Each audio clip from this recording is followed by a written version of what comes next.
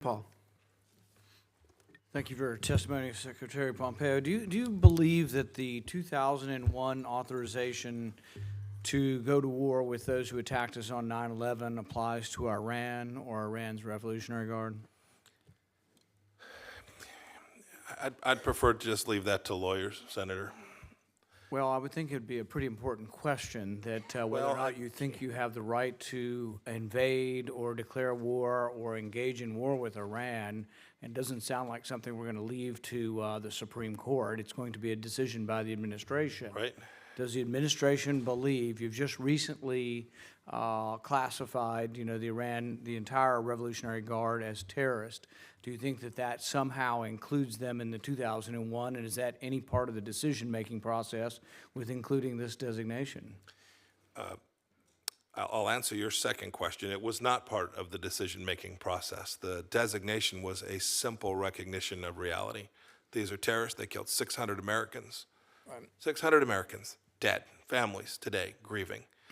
We recognize them as terrorists in the same way we do other terrorist groups around the world. When we see them, we try to call them out as best we can and as quickly as we can. But you're unwilling to state unequivocally that that the resolution in 2001 to have retribution and stop the people who attacked us, that Iran had something to do with the attacks on 9/11, or that the National Iraqi Revolutionary Guard had something to do with 9/11. Yeah.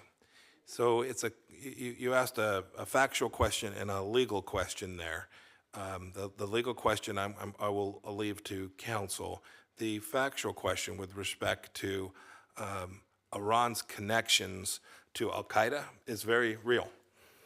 They have hosted al-Qaeda. They permitted al-Qaeda to transit their country. There's no doubt there is a connection between the Islamic Republic of Iran and al-Qaeda. Period, full stop.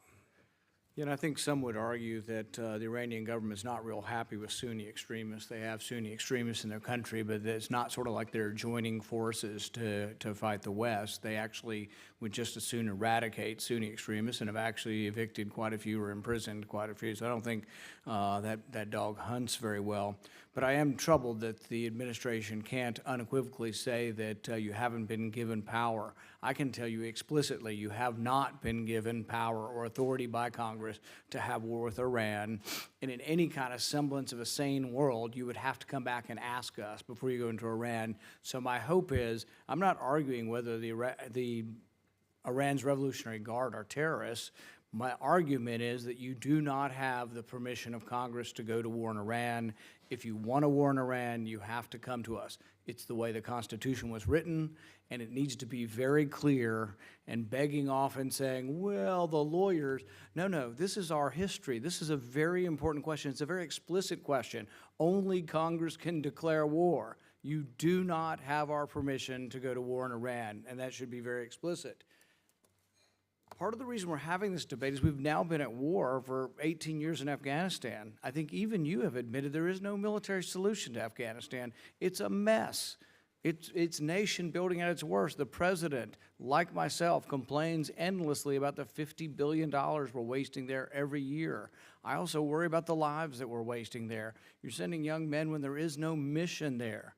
Can you give us any kind of summary or hope or update on the negotiations that are currently happening with the Taliban? I give you a brief summary, and your point about the lives. We had 3 Americans killed just this week in Afghanistan, killed by the Taliban, at least they claimed it. President Trump has made clear he wants to end what he calls this endless war.